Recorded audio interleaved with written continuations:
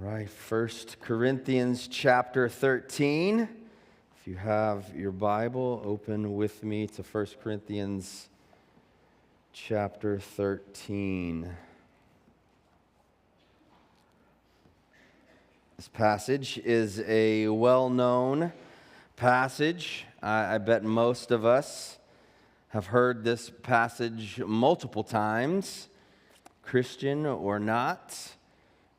We hear this passage frequently at weddings as a sweet little reminder of what love between husband and wife should be. I'm glad that it's used so frequently. However, I wish it were read in context more often, because we'll see this morning it is not simply a description of love. It's actually an indictment against a wasted life. There's an offer of a more excellent way and a challenge to find a sure footing. And so, even though I'm sure you have heard this before a million times, please don't tune me out. What happens often when we hear a passage preached that we know well, we kind of tune it out because we know what he's going to say. Well, John's going to tell me that I need to be more patient and more kind, more this or more that. Don't do that this morning. Don't tune me out. Listen to it in its context as we explore just how sharp and cutting this passage actually is, okay? 1 Corinthians chapter 13. Would you open with me in prayer? God, thank you for who you are. I thank you that you love us,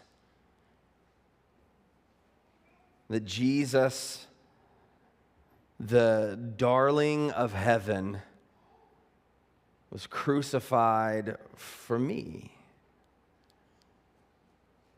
I pray that we would be struck with the weight of that.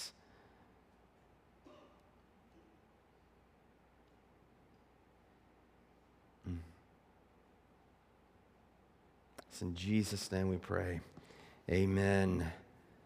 First, as we look to 1 Corinthians chapter 13, we see an indictment against a wasted life. So Corinth was a prominent city situated on a 4-mile wide isthmus that connected the northern and the southern regions of Greece. So to go from south to north or north to south, you had to go through Corinth to get there, which made it a very important city in Greece. And then at the same time, if you were traveling by boat from east to west or vice versa, you could come to Corinth. You could unload your boat, travel the 4 miles, put it on another boat and go, or you could travel the hundreds of miles south to get around the bottom of Greece. So you can think of Corinth as an ancient Panama Canal.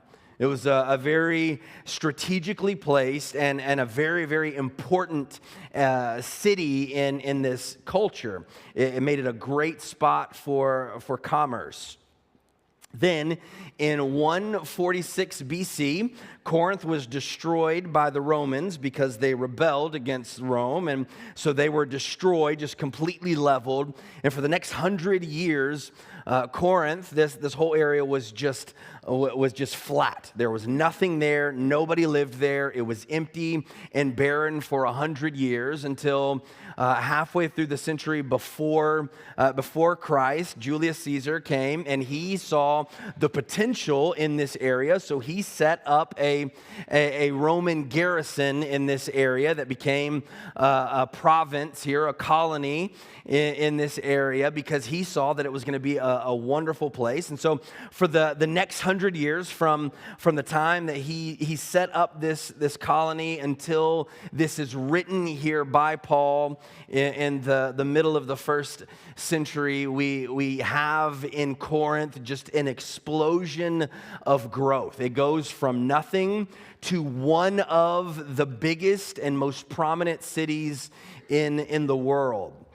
because of this rebuilding, because it went from nothing to this huge place in really, looking at history, a very short amount of time, it has it brings with it some characteristics that actually made it very, very unique. It had no native population, so it was very diverse. There was no aristocracy. There was no historical traditions. The only reason people moved to Corinth was to succeed, was to make money and make a name for themselves. It was this very interesting place that caused the Roman culture to coin a word to Corinthianize. Corinthianize. They made the name of the city a verb, meaning to live in utter moral depravity without any rules at all. One historian said that Corinth was one of the most densely populated, dog-eat-dog, success-oriented, and sex-obsessed cities in the world. It was one of the biggest and baddest cities in the entire world. And then Paul shows up and he plants a church there, and he spends 18 months there growing this church and reaching people for the gospel. And I don't think we understand when we think of Corinth. I mean, we've read Corinth, right? We've heard messages on Corinth, and we understand that there was wickedness happening there, but we also understand that there was wickedness happening in all of these other places where churches were. But we don't understand really how huge this was, that Paul planted a church in the worst city in the world. It shows just how powerful the gospel is to change anything. Now, I say all of this to show that this church was made up of driven people who were there to make money, to make a name for themselves. They were used to forging their own path, to making their own rules, to doing what they wanted to do, to look out for number one, right? This is who this church was comprised of. They wanted to have the best. They wanted to be the best. And this type of personality, if not kept in check, if not changed by the Holy Spirit, breeds jealousy. It breeds envy. It breeds resentment. It breeds division and disunity. And this is what Paul was writing about in this letter to address within them, was this division and disunity that came about because everybody there was looking for the best for themselves. In chapters 12 through 14, Paul addresses this disunity by addressing the way they should interact with one another as Christians, how they should interact within the church, how they should interact when they gather together. And he says in chapter 12 through 14, really this whole 3-chapter chunk could be summarized in build one another up. Build one another up. That is what he's really saying here, is that when we come together, we should pull together and we should build one another up. In chapter 12, he presents this concept of the church as a body, as Christians as a body, where we are all together unified for one body, one person, one goal, one thing. And so he comes in there and he says the body is one, but it has many members. It has many members, and he uses the body to explain and express that we should be unified and not allow ourselves to compare with those around us and let that comparison drive us apart. In verses 14 through 27 of chapter 12, he really kind of gets into this comparison that happens and what happens in this, and really how foolish it is for us as Christians to compare compare ourselves to one another. In verses 14 through 20, he addresses the jealousy that happens when we compare ourselves to one another, because when we compare ourselves to one another, one thing that happens is we get jealous because we see that their gifts are superior to my gifts. What you have is better than what I have. Who you are is better than who I am. And so he addresses this and says, if the foot should say, because I am not a hand, I do not belong to the body. How foolish is that? For the foot to say, well, I don't belong here because I'm not that. But that's one of the things that we do. This is what Paul's saying. And then verses 21 through 26, he addresses the other side of comparison. And he says that when we compare ourselves, another tendency is that we begin to judge other people because our gifts are superior to yours. Right? We begin to compare either the superiority of their gifts or the inferiority of their gifts. And so we are jealous or we are judgmental of them. And he says, the eye cannot say to the hand, I have no need of you. What he's saying here is that you are made uniquely who you are for a purpose, for a goal, for part of this bigger plan. And if you begin to compare yourself to those around you, it leads nowhere good. And so he ends chapter 12 with don't compare yourself with those around you. And then he says, I offer you, or I'll show you a more excellent way. And so when we come to chapter 13, we should be reading this with all of that in mind, that they were comparing themselves with those around them, and they were either jealous of those because their gifts are superior to mine, or I am judgmental of those because their gifts are inferior to mine. And he says, nope, don't do that.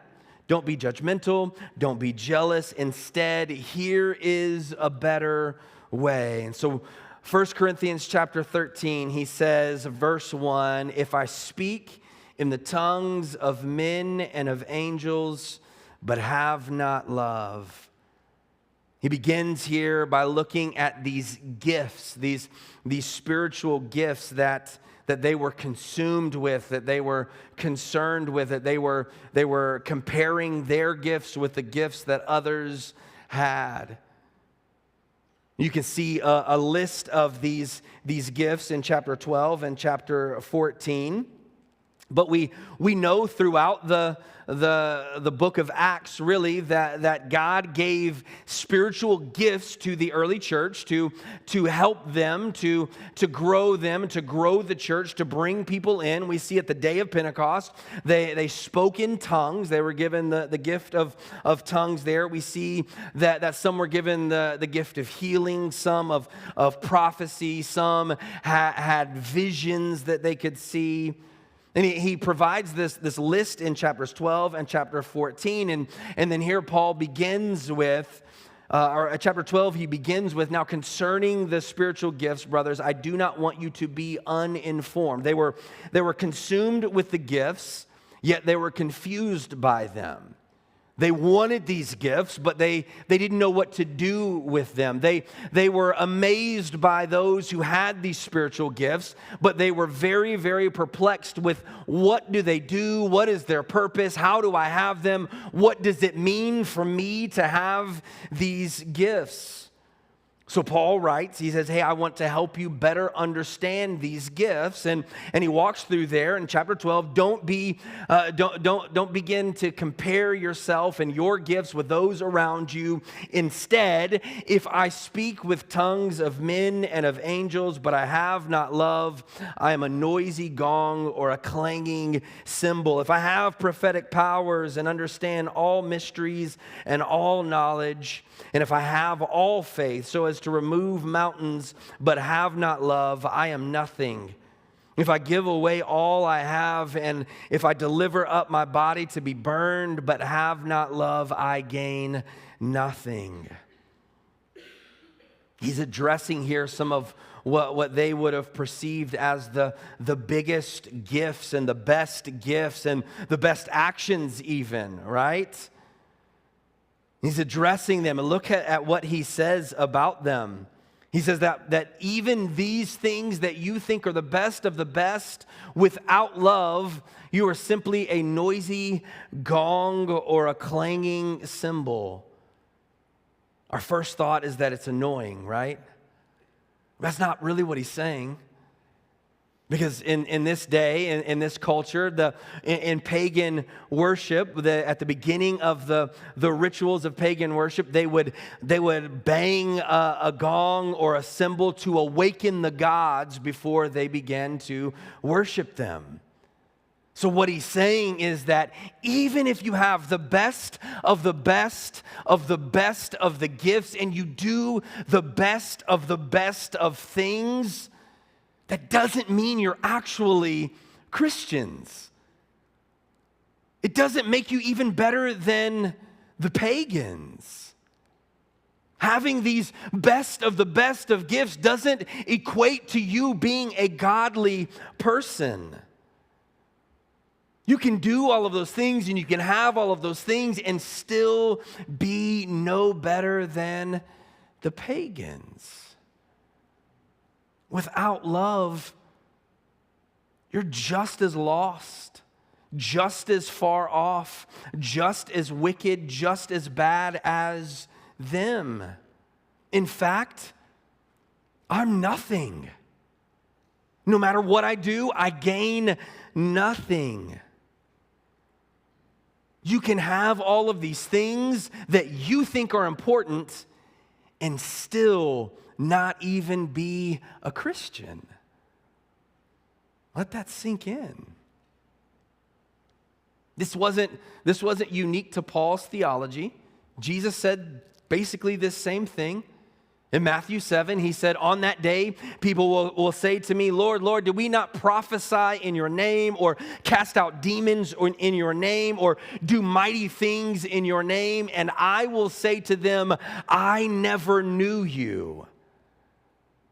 We can do great things in the name of God. We can have these things in the name of God and still not have God. Many people do things in the name of God, in the name of Christianity, and are not Christians. Many people act in ways and through giftings that we would all say are spiritual and still not have God, still not even be Christian. Paul's trying to drive home the point that these gifts are not what you should be pursuing. If you're pursuing these things, you are pursuing the wrong things. In fact, you are wasting your life. You're wasting your life. You're nothing but a clanging cymbal. You are nothing. You gain nothing. You're wasting your life by pursuing these things that you think have the appearance of godliness. Even if you're doing the great things, even if you are acting in those great ways, you are wasting your life if that is your pursuit. Jesus said, the evidence of being my disciple is not tongues or prophecies.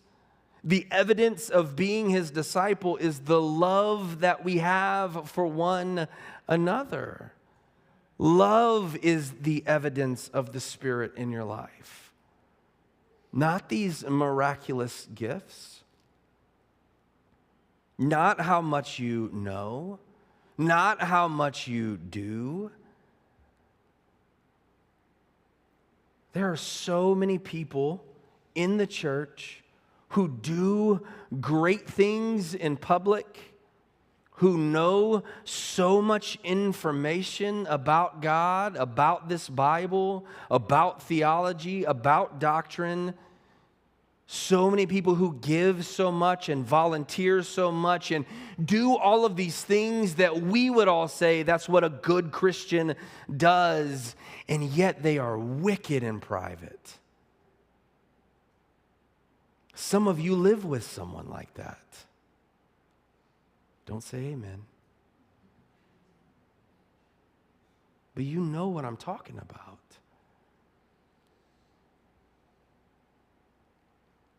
Paul's saying, don't think that just because you're gifted, you're a Christian. Don't think that just because they are gifted, they're a Christian. Don't get caught up in those things. Non-Christians are gifted. I mean, how sad would it be if the world today, or if for the world today, if only Christians were gifted by God? It would be very sad. Artists have gifts that we would all agree was a God-given gift. Sure, they work hard to hone their craft, but we would all agree that some of these artists were given this gift by God, that it was within them from their Creator, but they're not Christians. We see athletes who are not Christians, but we know that they were given those abilities by God. There are non-Christians who have been gifted abilities to create technologies and theories that have changed the world. Non-Christians can be gifted and are gifted often better than us. Right? It's not just Christians who are gifted. Paul's saying your giftedness does not equal your godliness. And he takes it a step further, that a life in pursuit of gifts is a wasted life. If that is your goal, if that is your pursuit for what you look like, for what you have, for what you gain, for what you do, if that is your goal, then you are wasting your life. Those things are not what really matter. Those things are not what really matter, so stop being consumed by them. Stop being jealous of those who have the gifts that you want. Stop thinking that you're better than those who don't have the gifts that you want.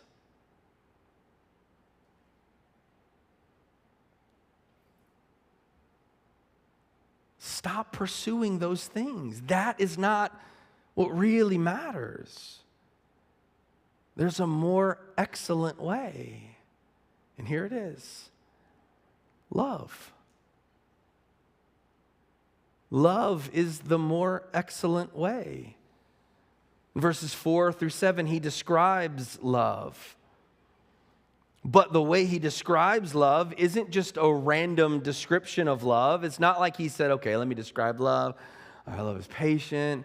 Love is kind. No, that's not what he did. What he did was he went back through his letter and he began to pull out all of the things that he had commented on them about and said, actually, this is love.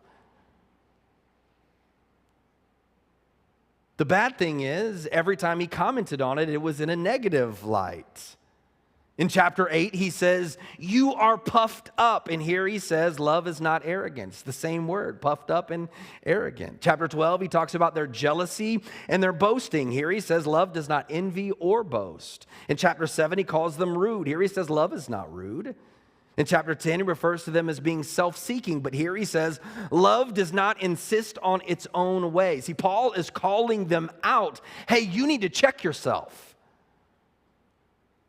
You need to check yourself. You're consumed with these things. You want these gifts. This is what really matters. Look at yourself in light of what really matters. You are not loving. That's what really matters. I've heard before a good test to see the work of the Spirit in your life is to substitute your name where it says love in this passage. John is patient and kind. John does not envy or boast. John is not arrogant or rude. It's a good test. It's a convicting test if you're honest with yourself. I challenge you to take that test, to substitute your name in place of love. Are you those things? Would this describe who you are? Maybe a better test is to ask those around you, am I this? Ask the people who know you best in the world, am I this? I don't mean the people here at church who you put on a show for. I mean the people in your home. Ask your wife, ask your husband, ask your kids. I asked Kirsten yesterday, hey, am I patient? Am I kind? She said no. And I was like, well, I'm just playing. I still don't think she's answered. I think she just sat there. But ask the people around you, am I these things?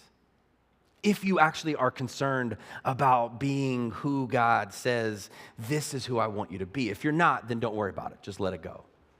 Be consumed with all of the fake things that don't matter.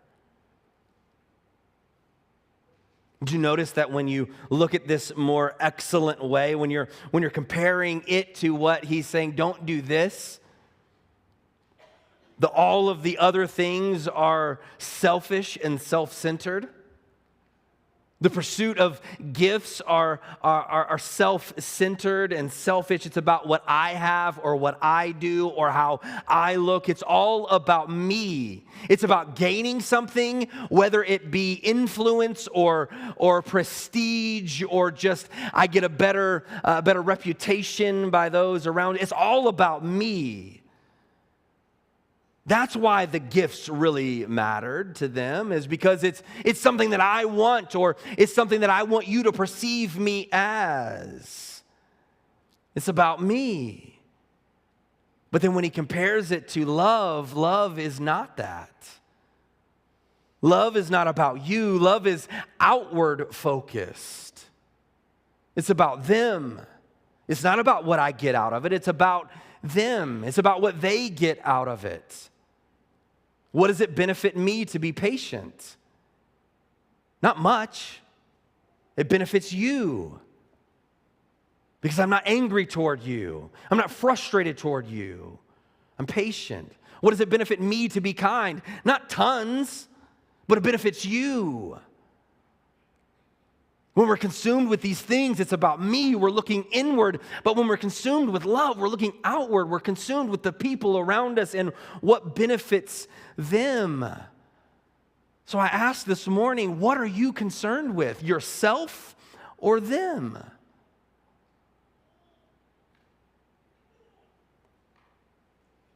The problem is, in the church, we can convince ourselves that we're concerned with those who are outside of us when we do here at the church, and we teach this class or we serve in this area and we do these things, and we're concerned with those out there. But then when we go home, we become a different person. We've convinced ourselves that we are outwardly focused, but really we're still inwardly focused because we're doing all of those things for them, but really we're doing it so we're seen as that, but not really that. And being patient and kind, well, if we're focused on that, that becomes an idol itself. This thing is so difficult, right? This thing is so difficult and so frustrating sometimes, right? You're telling me that I have to be patient and kind, and now you're telling me that I shouldn't try to be patient and kind. That's not what I'm saying. What I'm saying is, what is the purpose of this? What is the goal behind what you're doing? What is your actual pursuit? Is it for what you get out of it, or is it for those around you? The goal is for us to come together and put others first, to strive toward love, to care for others, to do nothing from selfish ambition or conceit, but in humility count others more significant than yourselves, to look not only to your own interests, but also to the interests of others. This is the more excellent way to do everything for others. Right?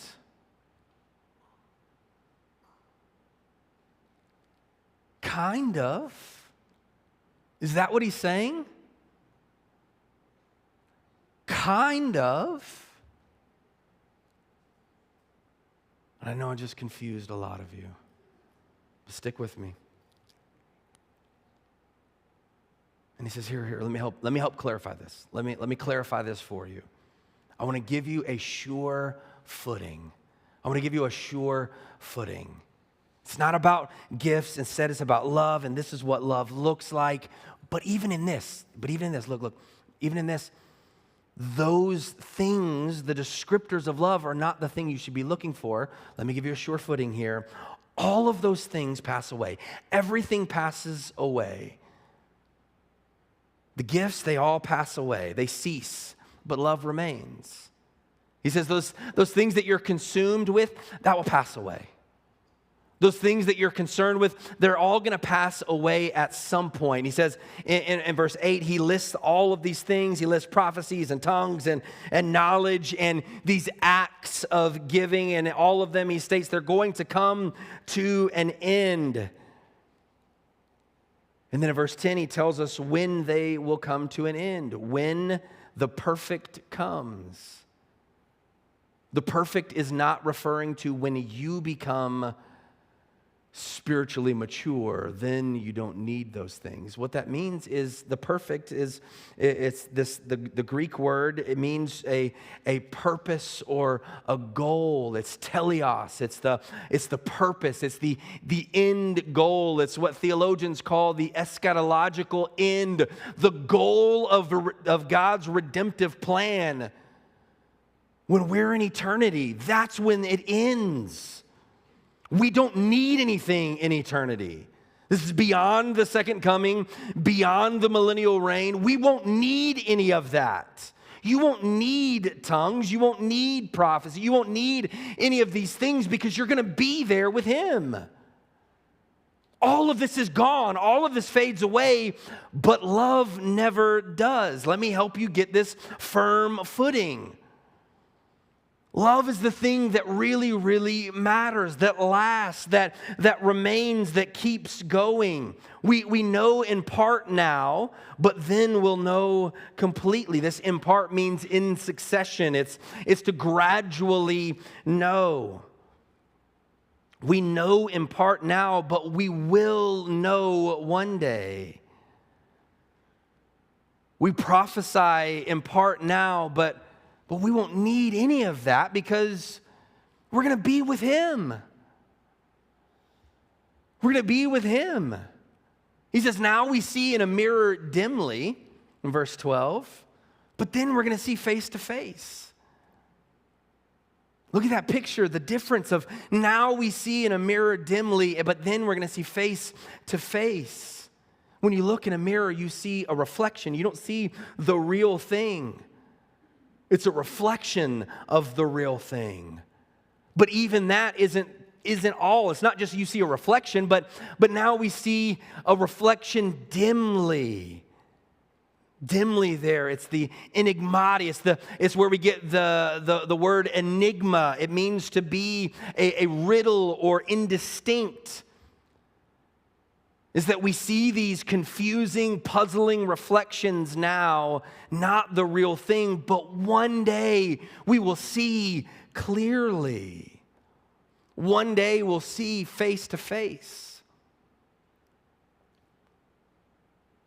It's the difference in looking at an old photograph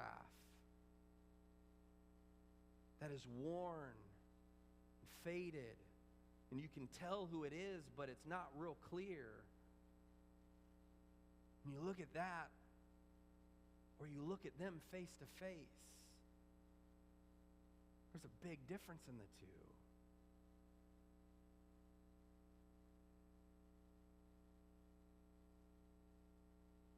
Now we see this puzzling reflection of what we will actually see face to face.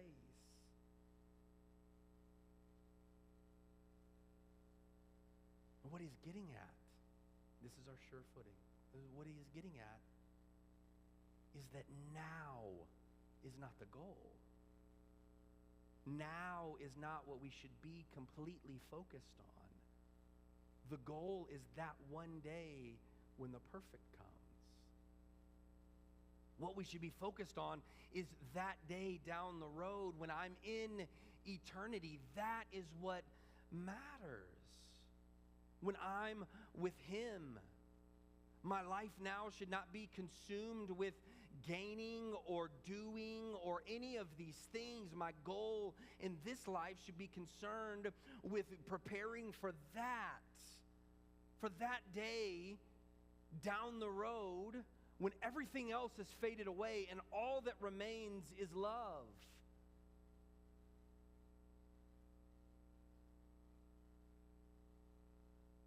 Stop being consumed with these gifts. Be concerned with this.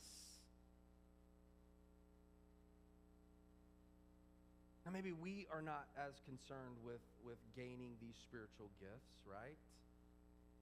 We don't have a church where we would say, if you don't speak in tongues, I don't know that you have the Spirit in you. We don't say that. We don't believe that. So we're not concerned with getting these gifts as they were, right? We're not all walking around trying to prophesy, right? We're not over here trying to learn Shurabadahana Barabarakia. That's not us. But what are those things that we are consumed with, right? It's the same thing. It's the same thing. I'm not saying what are those things like our job or our career or all of these things in the church. What are those things that we're consumed with? For most of us, it's knowledge, right? I want to know all the Bible verses, and I want to be able to quote these things, and I want to be able to know all of these doctrines and be able to do these things. And it seems good. But when our goal is simply to know those things and to understand those things and to have those things in our mind, we kind of miss the point. Because the goal of doctrine is not information in your head that you can regurgitate to make you look good. The goal of doctrine is for you to know God better. The goal of knowing the Bible is not for you to be able to quote Bible verses so that I look at you and say, oh man, okay, they're growing. No, the goal of the Bible verses is to know God better. See, this is what we do, right? This is one of the things that we strive for, or we strive to attain this position. I want to be in this position. I want to be an elder, not because I feel God is calling me into this place of responsibility with Him, but because I believe that looks good. I believe that looks good for me to be at that place. If I'm an elder, then everybody thinks I'm godly, obviously. Or I want to volunteer and I want to teach this class, or I want to do this thing because I want you to know how much I know. All of these things that we do, we think of, we look at, and we're like, man, that's a good man right there. That's a good woman. Man, look what she knows. Look what she is doing. She volunteers in this place, in this place, in this room, and in that thing, and she does this. How does she do it all? And to us, all of those things are the same thing that they were concerned with. Instead of me being able to say, well, I speak in tongues. Mine is, well, yeah, I went to seminary. Yeah, I know these things. They teach you that first year of seminary. Obviously, I know that. Right? Not because I want to benefit you, but because I want you to be like, oh, okay, John knows some stuff. Nice.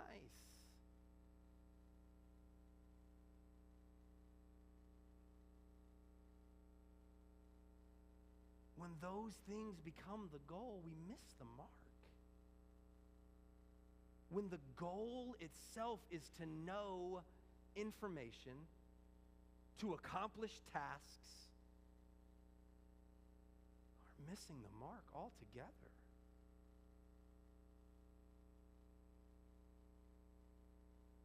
Even when we say, my goal is to be more loving.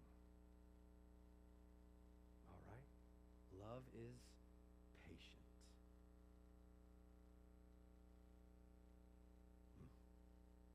I'm going to be that. We're missing the mark. Because all of that, friends, all of that is for now. And Paul says, hey, now is not the goal. Now is not the goal. That's the goal. That's the goal. And it's not just getting to heaven, it's Him. It's not getting to that point down the road and we're just holding on until we get there. No, the goal is Him. What he's saying is pursue Him. Even at the end of this, he says, now, in the King James, it says, now abideth faith, hope, and love. But the greatest of these is love. And he puts them together. He puts them together as if to say that they spur one another on. Faith fuels hope, and hope fuels love. But the greatest of these is love. And the reason love is the greatest is very easy to understand. It's because, honestly, it is the only one that continues forever. Even at the end where he says the best things here are faith, hope, and love. Stop being concerned with all of these gifts. Stop being concerned with all of these things. Be concerned with faith, hope, and love. But the greatest of these is love. And the reason the greatest of these is love is that even these three things, two of them will go away at some point.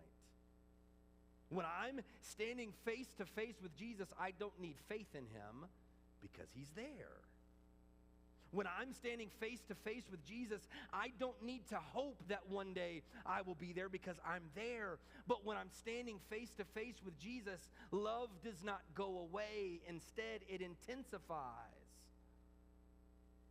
Paul is really, what he's getting at is that love, not just love of Christ is the only thing that is worth knowing. The only thing that is worth pursuing, the only thing that is worth devoting everything to. That is our sure footing. Him. It is from Him, it is through Him that all of these other things come. Those things are not what we should pursue. We should pursue Him. It is not what we gain, what we have, what we do. It is knowing Him. That is what he means by pursue love, is pursue Him.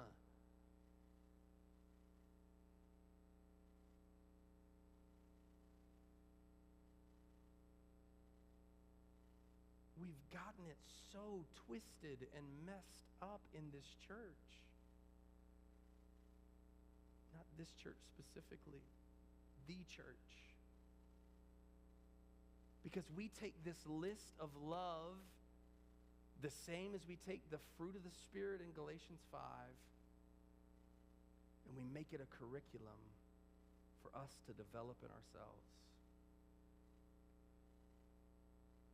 Patience. 6 weeks on patience. I got this. Kindness.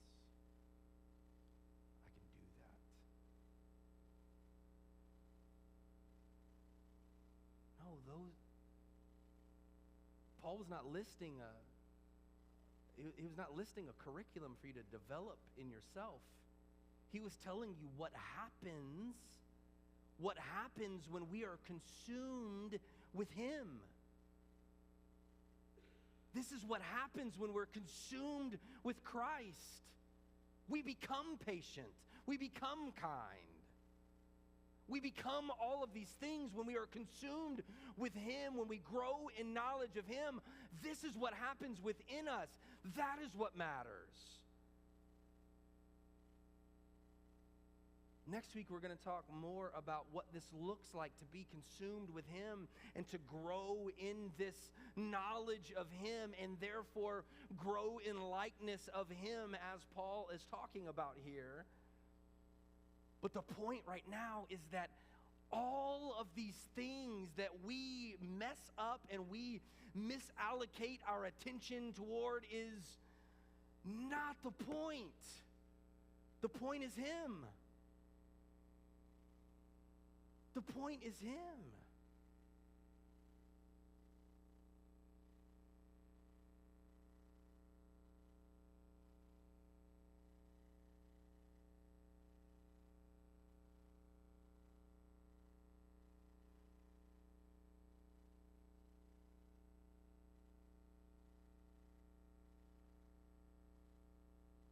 The point of all of this is him.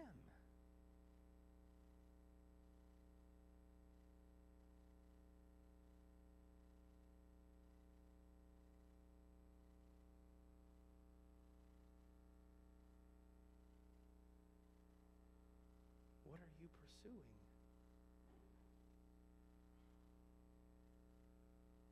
What are we consumed with and concerned with?